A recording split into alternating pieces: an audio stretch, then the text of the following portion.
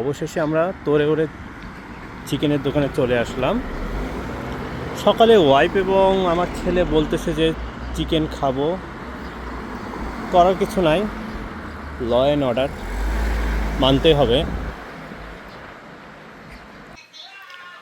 মেয়ে তো অবশেষে চিকেন বাসায় নিয়ে আসলো। 3 কোরিয়ানের মাঝে আমি একজন ফরেনার মানে বাংলাদেশি মাইনকে চিপায় পড়ে গেছি। তারা তো খাচ্ছে চিকেন, খুব সুন্দর খাচ্ছে, তাদের এটাতেই হয়ে যাবে।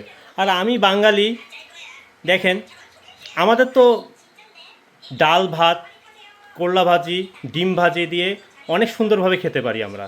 এই চিকেন খায় আমাদের হয় না, আমরা মূলত একটু ভাত খেলেই স্বাচ্ছন্দ্য বোধ করি। আর এরা দেখেন কত সুন্দর খাচ্ছে, করার কিছু নাই, ল অ্যান্ড অর্ডার। আজকে চিকেন খাবে তারা, আমি ভাত ডাল ভাত খাই ডিম ভাজি দিয়ে, কোনো সমস্যা নেই।